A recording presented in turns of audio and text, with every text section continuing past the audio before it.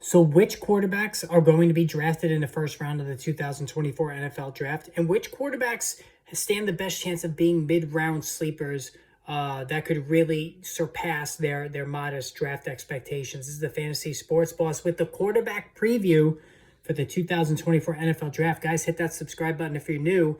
Wanted to, now that I'm back fully in the saddle after finishing the 2024 fantasy football draft guide, which you can purchase at the homepage using the PayPal link, and I'll send it to you electronically right away. You get two versions for $20, so make sure you make the purchase on the homepage there.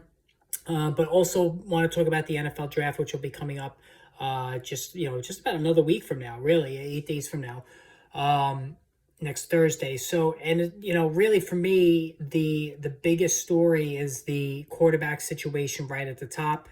I do expect 3 quarterbacks to go 1, 2, 3, and I do expect 5 quarterbacks to go in round 1, maybe even 6. So I'm going to discuss which quarterbacks, my top 10 quarterbacks, guys that I think could be good sleepers, guys that have bust potential, and who I think could be, a small school wonder as well. Now, obviously speaking, Caleb Williams of USC is the number 1 guy. He would have been the number 1 guy last year if he came out. 34 30 plus touchdown passes pretty much every year, and that's with the USC there. Just looking over my notes here. Clear franchise quarterback. Like, this is the best quarterback prospect. I know Trevor Lawrence, we all loved him as well, but we're talking like Andrew Luck ability of Caleb Williams, not only as a passer, but as a runner. He can make all of the throws, good power, good zip, good touch on his passes. He's very accurate. And he's got athleticism, right? He can run, he can tuck the ball and run, and he can pick up yards on the ground. He's going to a stacked Bears offense that not only has a game breaker in DJ Moore, but also has Keenan Allen now at their disposal via trade, pass catching tight end and Cole Kmet. They signed DeAndre Swift, who can catch the ball out of the backfield. Like, this is a stacked offense. Now, there were turnover issues, with Williams last season. And there were also obviously some, especially this past season and even more recently, with some, things he's done publicly, not participating in the combine measurables, that some possible maturity issues, really. There was that whole thing with his painted nails, and how's that going to play in the locker room. I'm not interested in that.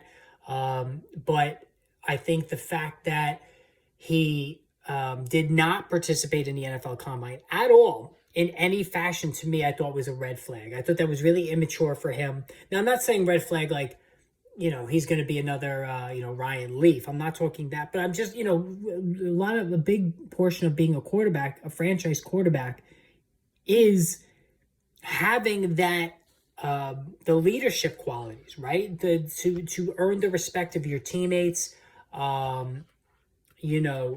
going into battle with your team, and them knowing that you're gonna not flinch when the going gets tough and all that other stuff. That's what we have to, I think, worry a little bit about when it comes to Caleb Williams.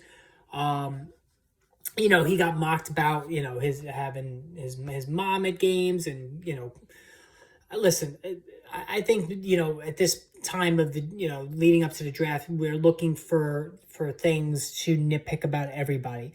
The talent is without question, but there is immaturity here. And if things don't go right early for him, is Caleb Williams going to react negatively? I don't know. That's what we have to see. All right. But he clearly is the number 1 guy, and he's going to the Bears whether he likes it or not. Now, number 2 is where we've seen some divergence. The Commanders are at 2. All indications are they're going to take Jayden Daniels. 34 touchdowns, 0 interceptions on 15-plus yard passes during the 2023 Heisman Trophy season. Like, that's just ridiculous. Showed really good pre- and post-snap command.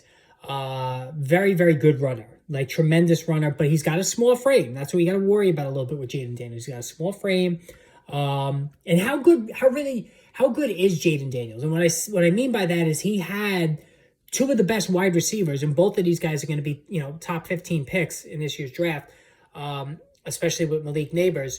He had 2 of the best wide receivers in college football last year at his disposal. It makes the game a little bit easier when you have those guys to throw to.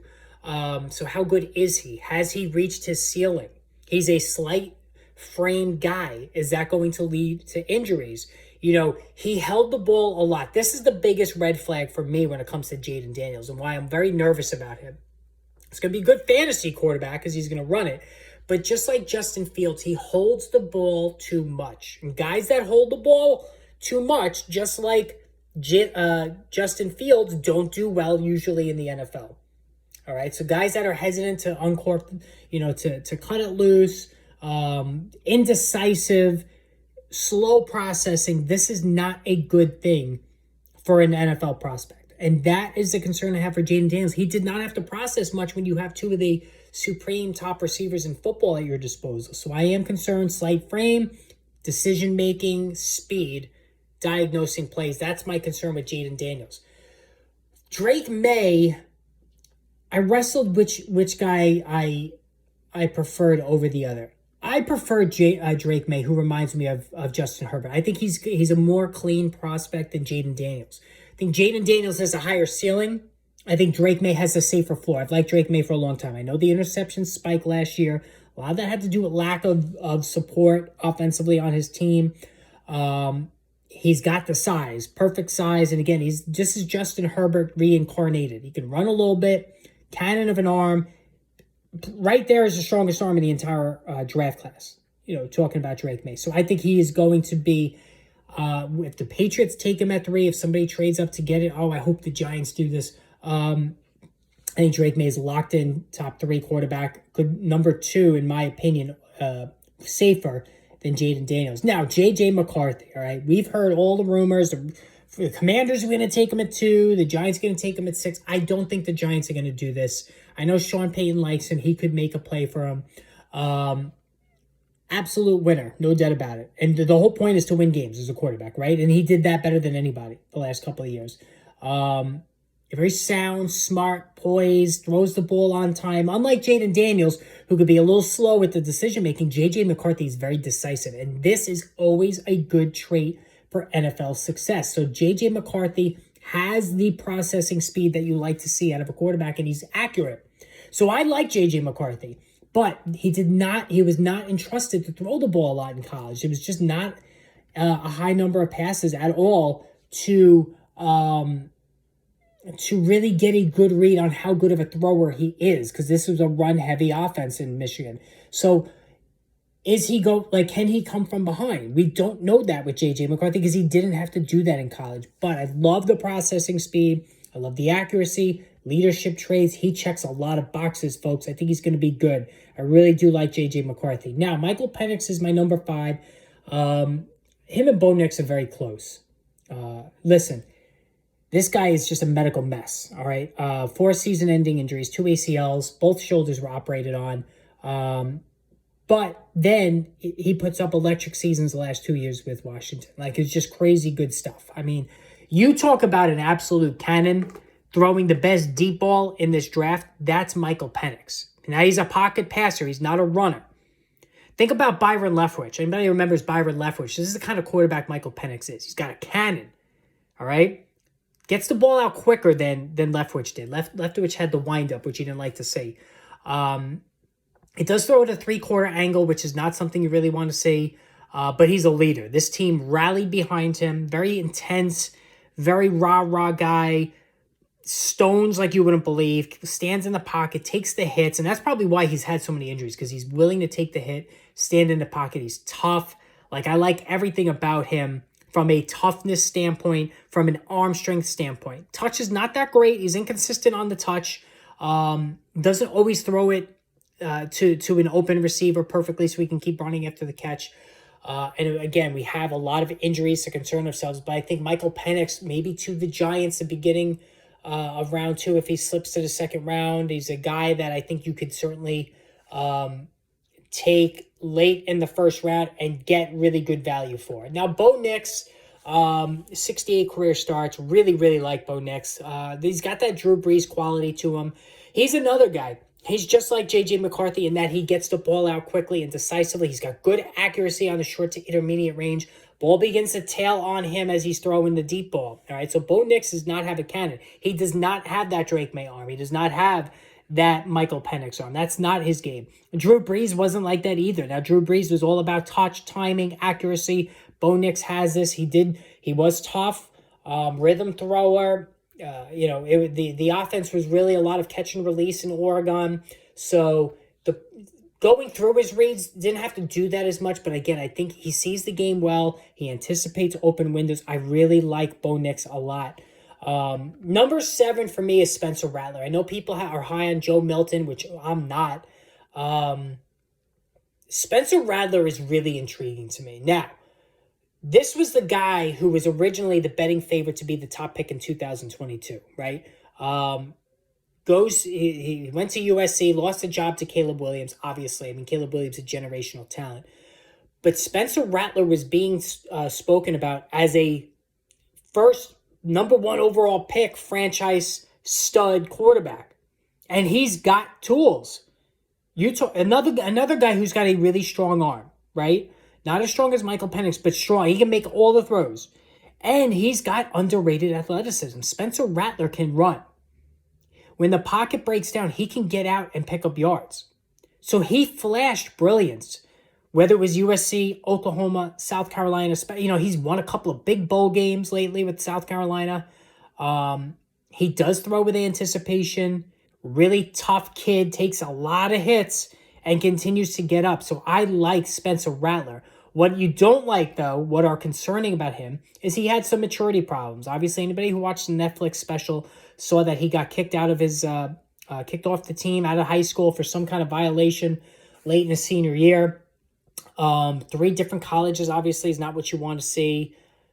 The sense of entitlement early on in his career when he lost the job to Caleb Williams, which is nothing really to be ashamed about. Decision-making wasn't great, all right? He's got that Brett Favre trait where he thinks he can make every throw, and you admire that to an extent, but it got borderline reckless. Like Josh Allen, another recent example. Spencer Rattler thinks he can fit any pass into any window, and it led to a lot of turnovers. But if you can get him a little bit more discipline and you get him in the 4th round, I think Spencer Rattler has a lot of talent to give. He could be the biggest mid-round guy in this draft. Now, speaking of Joe Milton, I mean, he flicks his wrist, the ball goes 70 yards, right? The Tennessee quarterback. Through 62 mile an hour heater with the ball during the combine. Really, really good athlete. It checks all the boxes athletically. The cannon, strongest arm in the draft. There's no doubt about it. Even more than Michael Penix. Can run too. Really good athleticism. But he can't hit the broadside of the barn. All right. Terrible processing speed. Doesn't read defenses. Can't hit. Like I said, his accuracy is comically bad. Like, the ball was behind guys a lot. Missed open guys constantly. Poor throws, interceptions. Like Joe Milton, there's talk about him converting to tight end, right? Like Logan Thomas. That could be an avenue for him, just because he's so big and strong. But I'm not a Joe Milton guy, not even as a developmental prospect. All right, I have Jordan Travis next. Broke his leg in November. Calm under pressure. Another guy who really shows the leadership qualities. Good feet, good pocket awareness, can get out and run as well. Stares down receivers on the negative side. Processing speed, just okay. The ball, not always accurately thrown. The timing was off on some of his throws. He's a project, but there's this athletic ability here. Won a lot of games in college, big games. Leader, showed the leadership qualities. So there are things to work with here for Travis, who can sit for a year or two, be a backup initially, chance to start down the road. All right, there are tools to work with here. Devin Leary, big year at North Carolina State. 2021, 35 touchdowns, 5 interceptions. Really, really strong arm as well. Good intangibles. Play action guy. Had a lot of injuries, shoulder and a leg injury. Will be 25 years old by the time he, suits up as an NFL rookie, which is older. Stationary guy. Looks like your classic backup. Your classic strong arm backup who can stay in the league for 10 plus years and contribute once in a while. Now, as far as small school wonder, Michael Pratt of Tulane is somebody who did a really nice job. 4 year started, 90 touchdowns, 28 touchdowns, 90 passing touchdowns, 28 on the ground. Um, it's good but not great arm strength. A little bit of a wind up. You don't like the wind. I don't like wind up guys. But ball placement's good. Accuracy is good. Michael Pratt is another guy who could be a long-time NFL backup. I don't think he could be a starter though, just because he just doesn't have enough of the strong arm, the athleticism that you want to see, the processing speed, all that stuff. Now, so I do think it's going to be 5 quarterbacks. I think Bo Nix could get in there possibly as a 6, but this is going to be one of the biggest storylines, this quarterback position, which this could be a really immense class that could rival some of the other great ones, depending on how these guys turn out. Guys, let me know who you like the best. Post in the comments section. Hit the subscribe button. Pick up the Fantasy Sports Plus Fantasy Football Draft Guide using the link on the homepage. And tomorrow I will be previewing the running backs, so stay tuned for that. I will chat with you then.